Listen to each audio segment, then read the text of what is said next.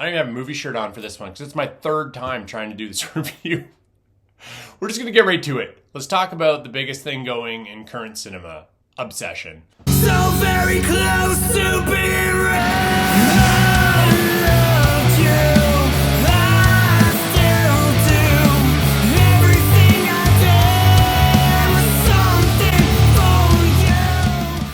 All right, we're going to break this down in a few parts. First, we're going to do plot. Then we're going to talk about the directing. We're going to talk about the acting and just the overall impact I think this film is having at the box office. But first, as per tradition, when someone from my crew accompanies me on these adventures, we got to get their thoughts. Here's my boy with his one-sentence review. What is your thought on Obsession? It's kind of uncomfortable, but you got to check it out. It's actually a pretty good summary. All right, your plot. Normal circle of friends. Guy just doesn't have the courage to ask this girl out. He's completely lovesick for her on a whim. Buys a trinket from a store that says you make a wish, you snap it, your wish comes true, but uh-oh, things get loco. That's your plot. The dangers of getting what you wish for. The tagline on this poster actually says, be careful who you wish for. Either way, it's accurate. It's a great tagline. The girl of his dreams, after he snaps the one wish willow, just gets more and more crazy obsessed with him. The film just gets more and more crazy and it never lets up. Let's talk about the direction here. I want to say Curry Baker, obviously tons of YouTube shorts, some really great ones. Moves into the film space, makes his film for under $1 million.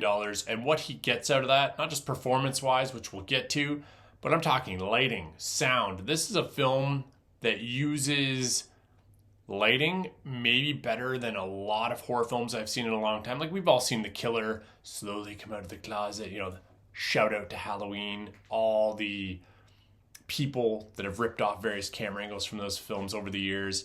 The cat jumping out of the closet, the snap reveal when someone comes around. This film uses lighting in such an amazing way. One scene in particular stands out in a bedroom where a character is just standing in the corner, just dark enough that you can kind of make out their features, but not all of them. And the creepiness of that when paired with the conversation is amazing. That's just one scene. There's a backlit scene on a porch when the one wish willow is first snapped that just sets up that switch into unease amazingly. Curry Baker really has come out of the gate swinging here. I'm definitely interested to see what he does with his next project. Rumors of a Texas Chainsaw Massacre film they want him to helm for A24, which is a strange mix, really. Script. Alfred Hitchcock has a great quote years ago, really famous one, about what are the 3 things you need for a great film. And he said, that's really easy. Script, a script, and a script. The direction here is getting a lot of shout-outs. The acting is getting a lot of shout-outs. But the script to this film, subtly amazing. My friend in the theater, we're walking out, and he said, within 5 minutes, you feel like you know all of the main characters in this film. And that is an accomplishment of the acting, yes, but that's an accomplishment of the script. So many modern approaches to script writing feel that you have to have characters monologue or shout who they are for you to connect to them. That's not how real people work. Real people are just real people. They have stupid conversations and they ride each other a bit and they poke fun at each other. And when someone's having an emotional breakdown and you're a male and your male best friend knows it, he's going to get in your face about it because friends are jerks sometimes. And they nail that. But the little conversations that people have in this film, everything feels so realistic that this descent into obsessed madness, it feels like it's happening to people in characters that you can understand and connect to, and that's real horror. Sure, there's horror that can be, in space and supernatural off the charts. The real effective horror is those, I think, smaller scale where you care about the characters. They feel like friends or variations of people that you know. That's all script. But it's also acting. Will Indy Navarrete, as the lead in this film, get an Oscar nomination? She better. Horror is notoriously overlooked in award season. This is an unbelievably amazing, crazy performance. I've watched some interviews from the director talking about the space he gave her to interpret his script or go off script for some of her own interpretations, how they spent time working on some of her looks and gestures.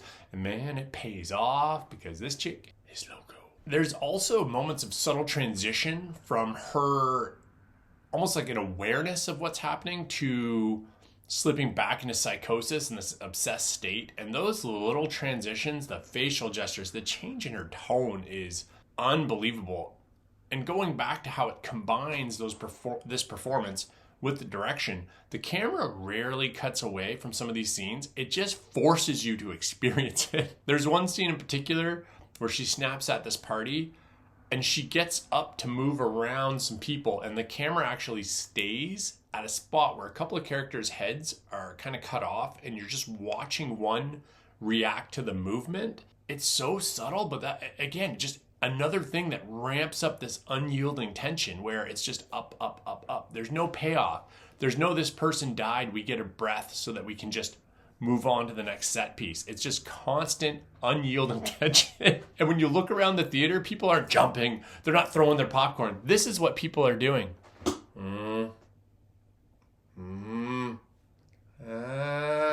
Just dread. Unrelenting dread. The other actors in this film, all four of kind of the quote-unquote main actors in this movie are great. The male lead, how he plays off and the female's reactions and crazy moments. And they talk about how they didn't expose him to a lot of it until they were shooting so that his reactions would come across as more genuine. Nailed it. He's a really interesting character as he struggles to understand how to process getting everything he's always wanted, but with a catch, and then understanding if that catch exists, what it makes him. It's a really interesting path. His slow descent into, I guess, his own variation of a madness alongside her, man, is so good. But here's the thing. I don't know that I want to watch this movie again. At least not like soon. I've heard rumors that there might be a director's cut, some extra gore, things like that. I don't know if I want more tension. It's kind of akin to a Requiem for a Dream for me, where when I finished that film, I was like, this is one of the most brilliantly acted, directed, emotionally intense films ever. But I don't know that I want to watch it again. I don't want to go through that feeling again. Now, obviously, with what this film has done at the box office, all-time records went up in its second weekend 30%, went up in its third weekend another 10%. That's nothing. I saw a quote that said it hadn't happened since E.T. I don't think E.T. did that in the same way. I think it was a holiday release, so there's like this Christmas bump that happens. I could be wrong. It's an unbelievable accomplishment. Not only are people going back to this film, they're bringing friends to this film. People are enjoying the hell of this film. I've seen it in my workplace where people come back from this film and they're telling other people about how they need to see this film. I've been that guy. Great performance. Great horror film. Micro budget, under $1 million, already over 100 million worldwide. New director. I think we are entering an age where every week, every couple of weeks, it feels like you're hearing about a new like online creative personality moving into the film space and having these successes. And I think we could be in this new era where this next generation of really talented filmmakers is going to breathe new life into this industry because they can connect to and bring along a large contingent of their generation to film, but also create things that everybody wants to watch. This is a mistake that so many modern horror films make. If we appeal to everybody, we'll make more dollars. Wrong. For the most part. If you do a really good job appealing to your target audience will bring other people to the film because they want people to experience what they've enjoyed and what they've loved. This is how you get friend groups. A whole new friend group comes in after two people went for date night. You're like, oh my God, you guys all got to come. Let's go together. I want to see it again with you guys. And next thing you know, you go from two people watching it the first weekend to bringing 6 friends to watch it the second weekend. That is how you turn a $750,000 movie into $118 million worldwide in 3 weeks.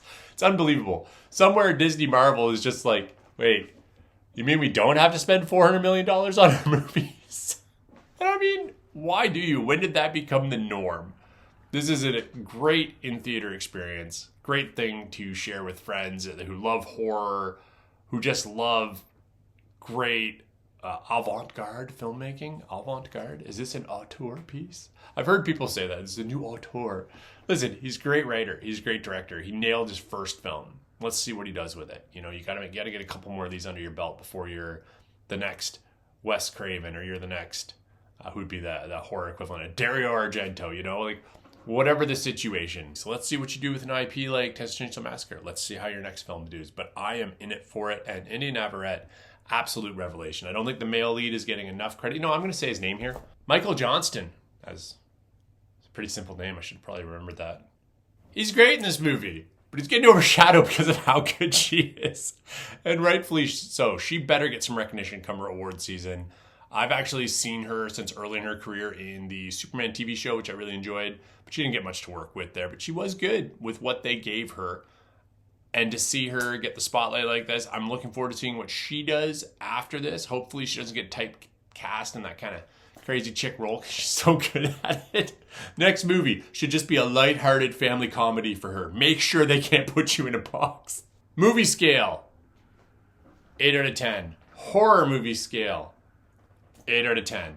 The composition of the film, the script, the acting make this a really top shelf film. And as a horror film, you get all three of those things in your horror film. It is automatically going to be a good one. All right. Thank you, folks. Like, subscribe. Till next.